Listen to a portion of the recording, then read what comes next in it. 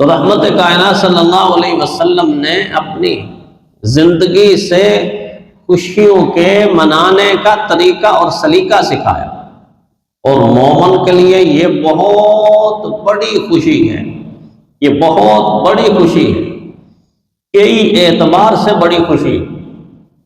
ایک تو اس اعتبار سے بڑی خوشی ہے کہ اس دن مومن نے محنت کر کے مقابلہ کر کے اللہ کے دشمن شیطان کو مجبور کر دیا، اور شیطان اپنے عزائم میں ہار گیا اور مومن اپنے ارادوں میں جیت گیا۔ اس مہینے میں بڑا سخت مقابلہ ہوتا ہے، بڑا سخت مقابلہ ہوتا ہے۔ مومن شیطان کے ساتھ مقابلہ کرتا ہے اور ان چیزوں سے مسلح ہو کر مقابلہ کرتا ہے۔ کیا اللہ جل شانہ نے مومن کو خوبصورت برکت والا اسلحہ دیا ہے، ایمان کی طاقت، ایمان کا اسلحہ، ایمان کا سہارا۔ مومن کو رمضان کی برکت والا مہینہ دے دیا، روزے کی نعمت دے دی، پھر روزے کی نعمت کے ساتھ قرآن کی سعادت دے دی۔ قرآن پڑھتا بھی ہے، سنتا بھی ہے، سناتا بھی ہے۔ تراویح جیسی خوبصورت اور بہترین عبادت مومن کو ملی، نماز جیسی لذت اور حلاوت مومن کو ملی، صدقہ فطر جیسی سعادت مومن کو ملی، توبہ کی توفیق اس مہینے میں مومن کو ملی، اور فرشتوں کی آمین، روزے دار کی دعا کے اوپر فرشتوں کی آمین کی برکت اس کو ملی، تقوی کا لباس اس کو ملا، گویا کہ جنت کا تاج اس کو ملا۔ پیغمبر صلی اللہ علیہ وسلم جیسی ذات صاحب لولاک اس کو ملی، اس کو رب بھی ملا، رب کی رضا بھی ملی، رب کی جنت بھی ملی، جنت کی ٹھنڈی ہوا بھی ملی، تو یہ جیت گیا اور شیطان ہار گیا، یہ جیت گیا اور شیطان ہار گیا۔ جیت ہوئی مومن کی، ہار گیا شیطان۔ ہر مومن کو عید ملی اور خوشیوں کا سامان، ہر مومن کو عید ملی اور خوشیوں کا سامان۔ تو گویا آج کا دن وہ خوبصورت دن ہے، عید کا دن وہ خوبصورت دن ہے کہ جس دن ہر مومن اور ہر سچے مسلمان کے سر کے اوپر اللہ کے فرشتوں کا سایہ ہوتا ہے، اللہ کے فرشتوں کا سایہ ہوتا ہے۔ یہ جب چل کر آتا ہے اپنے رب کو راضی کرنے کے لیے، تو ہر چوک میں، ہر سڑک میں، ہر راستے میں کھڑے ہو کر فرشتے اس کو مرحبا کہتے ہیں، اس کا استقبال کرتے ہیں، اس کو جنت کی خوشخبریاں سناتے ہیں، اس کو مبارکباد دیتے ہیں، اللہ کی طرف سے بخشش کا اعلان بھی کرتے ہیں۔ اور مومن کی کیا شان ہے، کیا رفت ہے، کیا بلندی ہے، کیا مقام ہے کہ یہ اپنے رب کی بڑائی بیان کرتے کرتے، بلند کرتے کرتے اللہ کے گھر کے دروازے پر آ کر، اللہ کے گھر پر آ کر اللہ کے قدموں میں سجدہ ریز ہو جاتا۔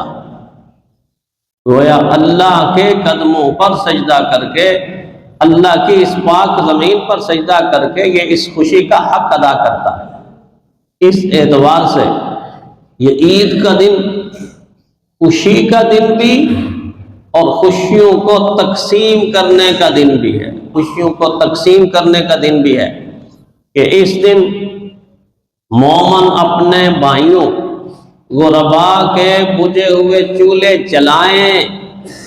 نتیجہ کیا نکلے گا کہ قبر میں، برزخ میں، محشر میں اپنی روشنی ہی روشنی پائیں گے۔ یہ ادھر ان کے چولہے کو جلا کر روشنی کریں گے، ادھر اپنی آخرت کو روشن کر کے جائیں گے، دنیا کو بھی روشن کر کے جائیں گے۔ پیغام عید کا یہی ہوتا ہے کہ دکھوں سے روتے ہوئے انسانوں کو ہمدردی سے، محبت سے ایسے ہنسائیں کہ ان کو ہنسانے کی وجہ سے خود تم مسکراتے ہوئے جنت میں جاؤ، خود تم مسکراتے ہوئے جنت میں جاؤ، اور ایسے جنت میں جاؤ کہ اس جنت میں جا کے اللہ کے عرش کا سایہ پاؤ، اور بے حساب جنت میں جاؤ۔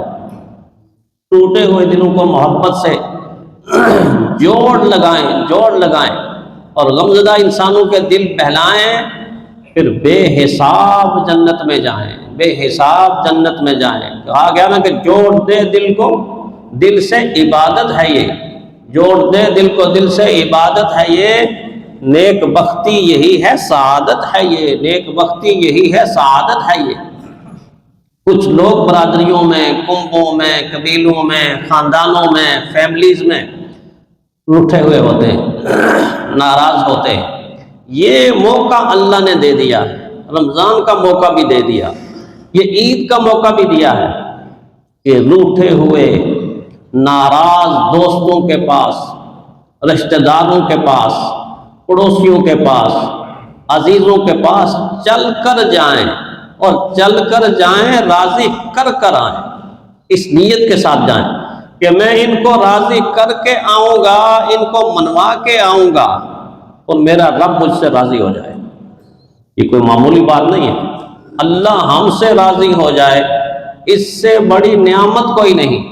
اور جب کوئی کسی روٹھے کو مناتا ہے، ناراض کو راضی کرتا ہے، اس کو اللہ جل شانہ دنیا ہی کے اندر دو بڑی نعمتوں سے نواز دیتے، بڑی نعمتیں، جس نعمت کے بارے میں اور آپ ترستے ہیں۔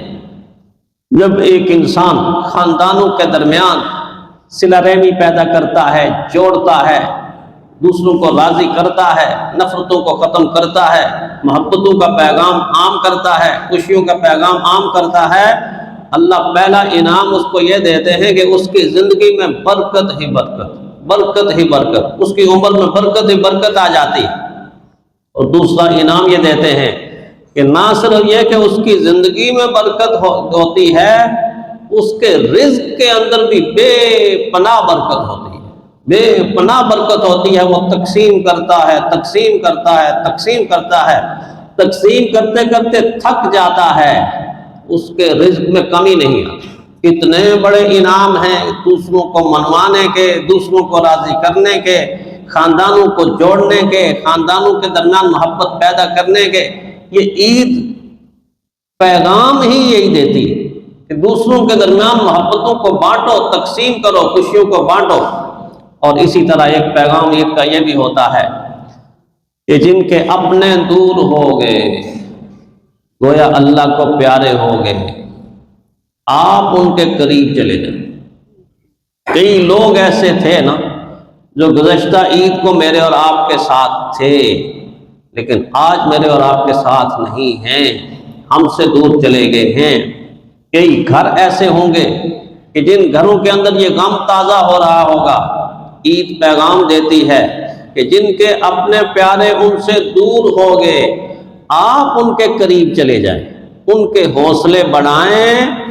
جب آپ ان کے قریب چلے جائیں گے تو اللہ خود آپ کے قریب آ جائیں گے، پھر آپ کو اللہ اپنے قریب کر دیں گے۔ اس اعتبار سے عید کو اس انداز سے منایا جائے کہ خوشیاں خود نہیں بلکہ خوشیاں دوسرے کو دی جائیں، اس کا نتیجہ یہ نکلے گا کہ خود خوشی حاصل ہو۔ میں کہا کرتا ہوں کہ خوشی کھانے میں نہیں، خوشی کھلانے میں ہے، خوشی پینے میں نہیں، خوشی پلانے میں ہے، خوشی پہننے میں نہیں، خوشی پہنانے میں ہے، خوشی پہنانے میں ہے۔ جو خوشی کھلانے میں ہے، جو خوشی پلانے میں ہے، جو خوشی پہنانے میں ہے، وہ کھانے پینے اور پہننے کے اندر نہیں ہو سکتی۔ اس خوشی کا اثر براہ راست دل کے اوپر پڑتا ہے کہ کسی کے منہ کے اندر ایک لقمہ دے دیا، گویا ٹوٹے ہوئے دل کو جوڑ دیا، اور اللہ ہے ہی ٹوٹے ہوئے دلوں کے پاس ہوتا ہے، اللہ کی رحمت وہیں پر ہوتی ہے۔ بعض مرتبہ ایک لقمہ انسان کی جنت کے لیے کافی ہوتا ہے، ایک لقمہ انسان کو جنت کا مالک اور وارث بنا دیتا ہے۔ حضرت عباس رضی اللہ تعالیٰ عنہ نے تو حضور کی حدیث نقل فرمائی، فرمایا ایک ضرورت مند کی ضرورت کو پورا کرنا 10 سال کے نفلی اعتکاف سے زیادہ بہتر ہے، 10 سال کے نفلی اعتکاف سے زیادہ بہتر ہے۔ اس موقع کے اوپر ہم ان لوگوں کو بھی یاد رکھیں کہ جن لوگوں کے اندر وہ چہل پہل نہیں، وہ خوشیاں نہیں، تقسیم کریں خوشیوں کو، اور شکر کریں اللہ جل شانہ کی ذات کا کہ اس نے ہمیں بار بار خوشیوں کے مواقع میسر کیے، عبادت کے مواقع میسر کیے۔ اللہ تعالیٰ ہماری زندگیوں کے اندر بار بار یہ موقع لاتا رہے اور ہم اللہ کا شکر ادا کرتے رہیں۔